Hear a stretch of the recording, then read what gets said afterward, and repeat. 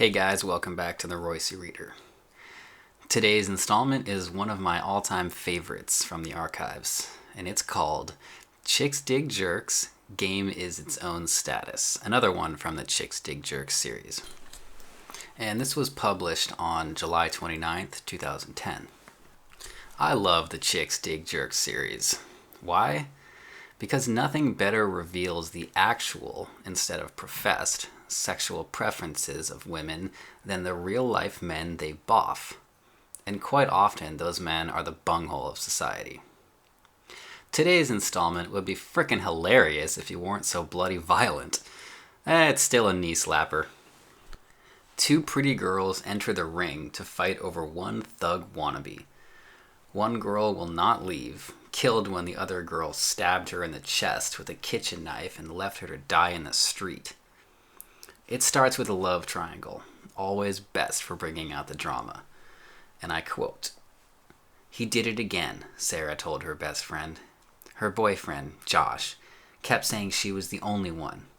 He'd been telling her that the whole time they'd been together, more than a year.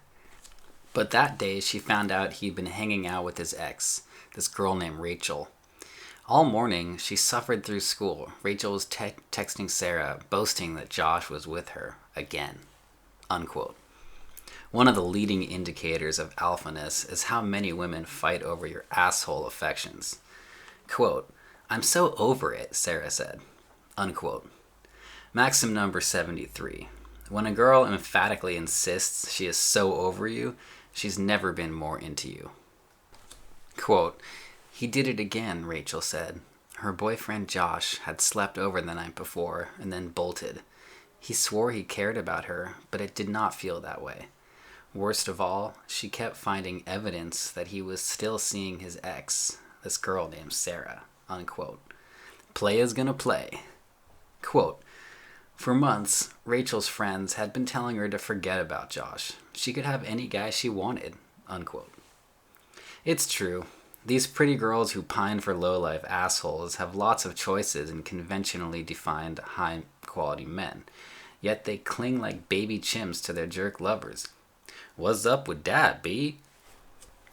Quote, "Rachel and Sarah hated each other, saw each other as competition, but they were more alike than either of them would like to admit." Unquote. And more alike to 100 million other women.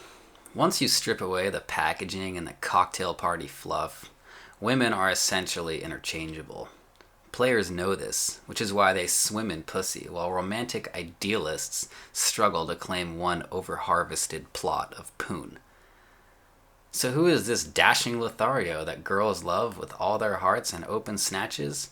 Meet Josh Camacho. Quote, "But the main thing Rachel and Sarah shared was Josh Camacho. Josh had curly hair, the color of coal, spilling across sculpted shoulders, black eyes, a long nose, wide lips curled into a sneer.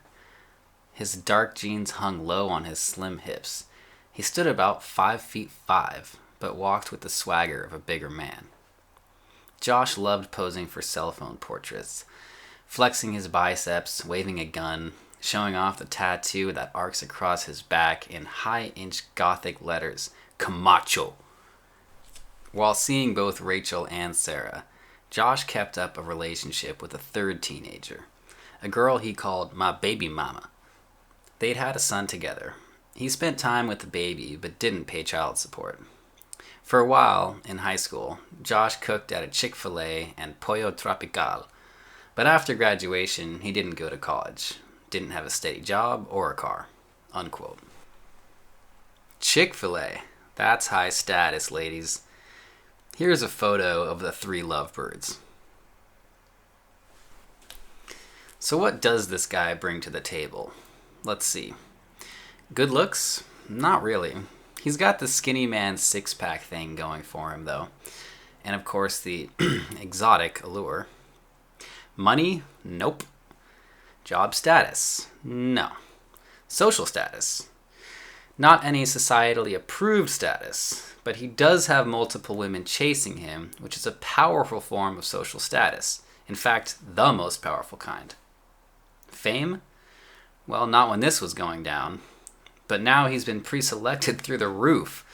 Go long on his future lay rate. Kindness, emotional support, and domestic chore splitting? No, no, and fuck no.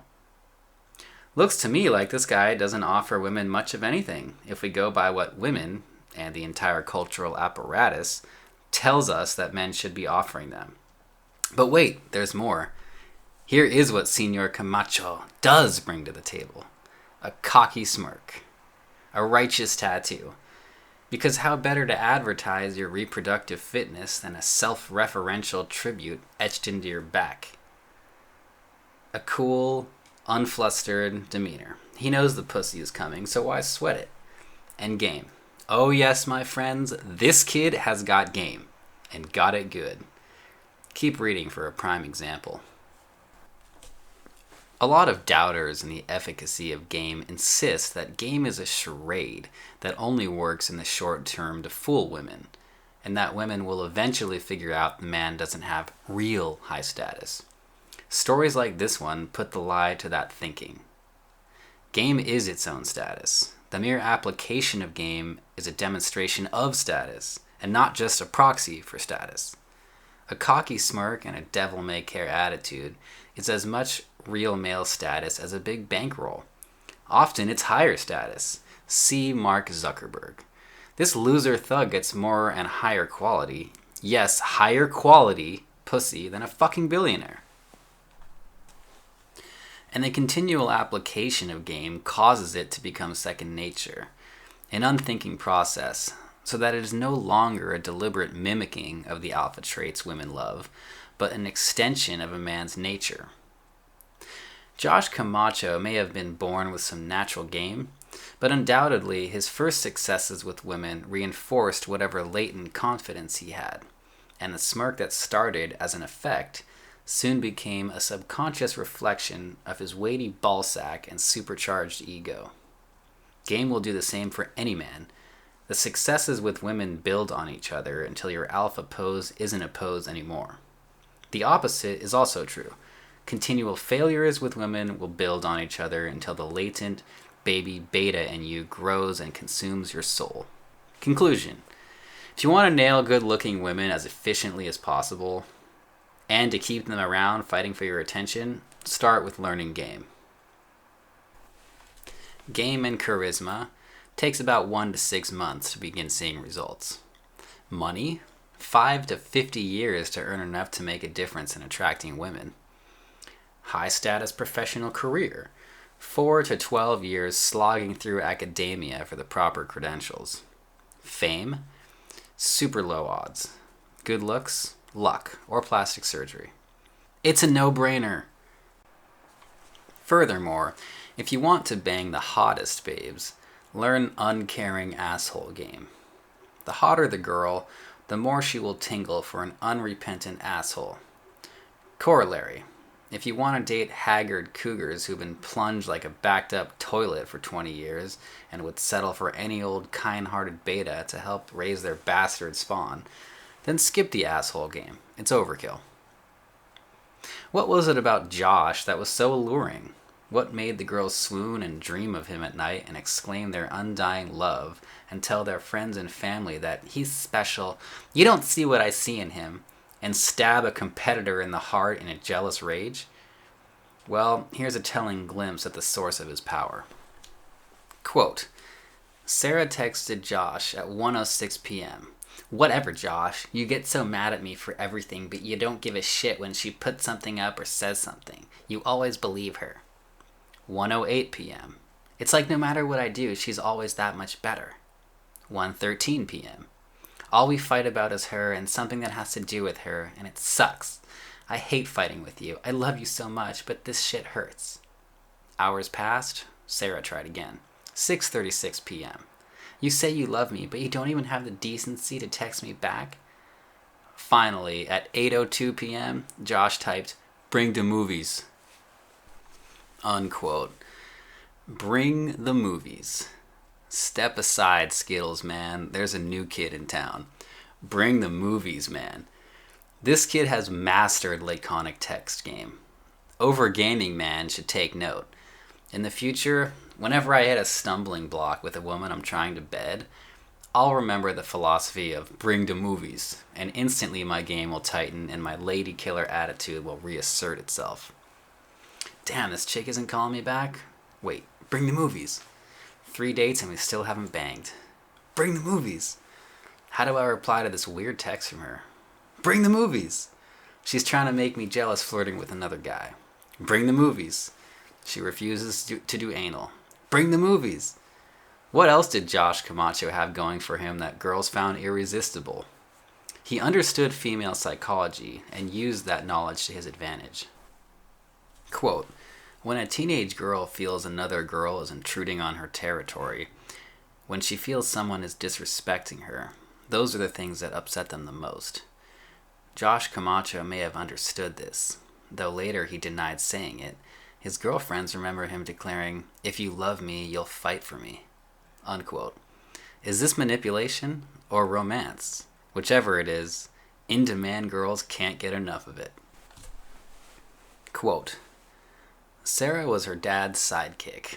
He took her to karate classes, lightning games, Keith Urban concerts. She rode beside him in the cab of his truck, blaring the radio and singing to country songs. Sarah loved to sing and dance, said Danielle Eierman, her friend since preschool. She was always making up these crazy moves, pretending like she was Britney Spears. Unquote. Sarah also loved the cock of bad boys, like most hot chicks. Now what I said just now is harsh, but necessary. The sugar and spice veneer needs to be stripped to the knotted wood below. Fathers across America need to understand what motivates their blossoming daughters, what primal forces shape their decisions and their reckless impertinence. For without that understanding, many parents will continue being hoodwinked by the predators in the weeds. And the predators are not who they think it is. It's their own daughter's ids. Quote, Sarah just fell in love with Josh Camacho right then, Amber said. He said his name was Josh. Soon he'd be a senior at Peneus Park High.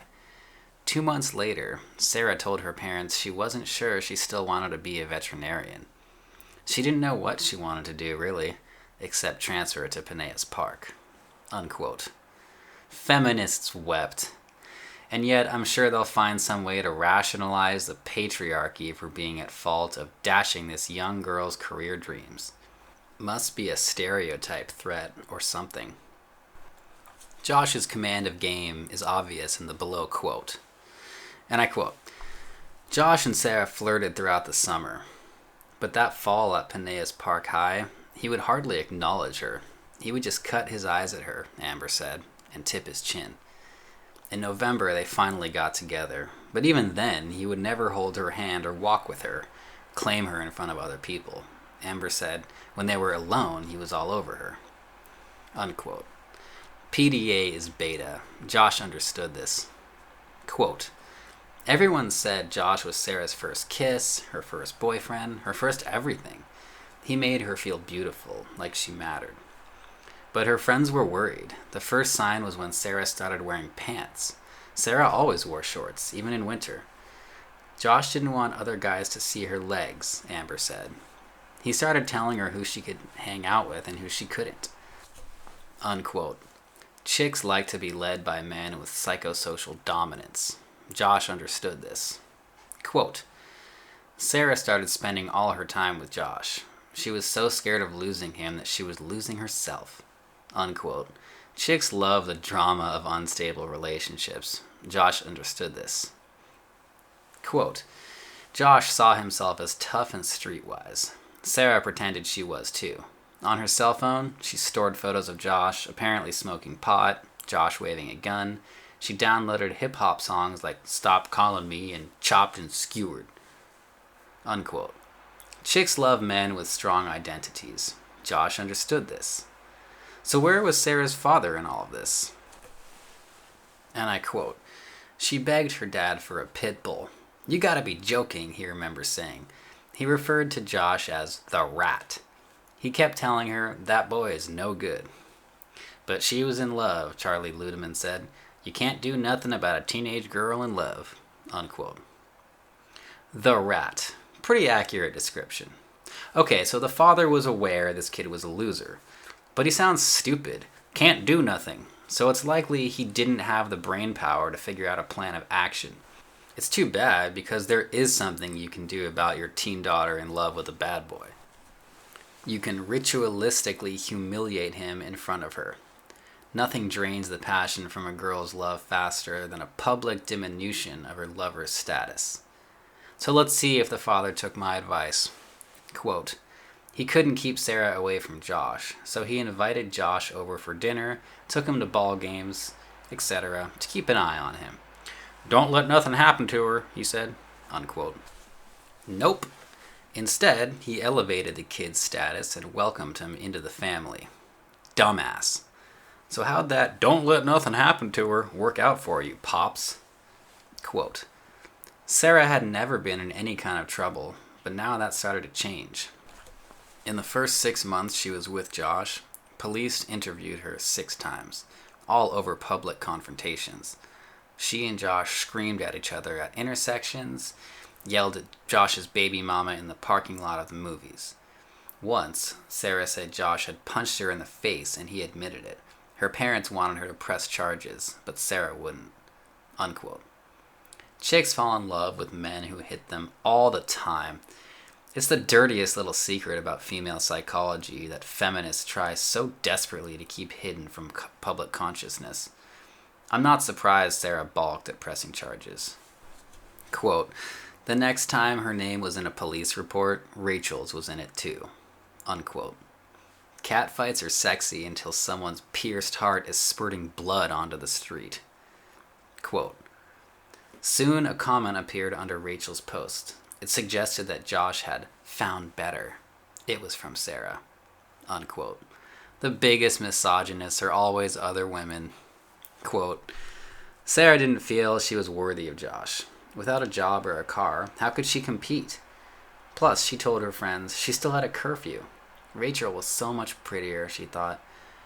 But she had already given everything to this guy. Her senior year, her heart, her virginity. If he didn't want her anymore, who would?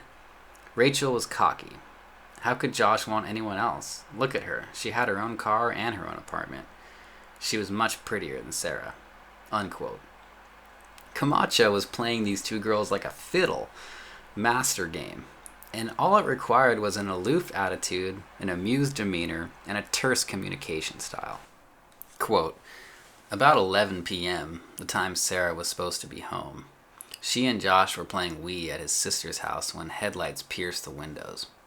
Josh recognized the car, Rachel's red Saturn. Now I know why you're not talking to me, because you got her, Rachel texted Josh. That's right, responded Josh. Unquote. Alpha. No apology, no disassembling. If you thought that would turn off the girl, you thought wrong. The betas of the month winners could learn from this kid. Quote, it's a wonder Camacho had the dexterity. By then, he later admitted, he had thrown back 5 vodka shots and smoked 7 White Owl blunts of marijuana. I don't like you no more. Why you down this street? Go home. Unquote. I think I've ably proved the point of this post. To go on would be torture for the pretty lie pissants. I'll just end on this game unrelated note. America is doomed. Way to go, progressive elites. Good job. So that's the end of the article itself. I do plan on doing the comment section in a video of its own because there's a lot of good stuff in there. Right now this video is almost 20 minutes as it is, so I think that should be enough for today. But my next video likely will be that comment section, and there's plenty of gold in there, which I hope to get into next time. So thanks a lot for listening. This has been the Roissy Reader with Chicks Dig Jerks. Game is its own status. Thanks a lot for tuning in, and I'll see you next time.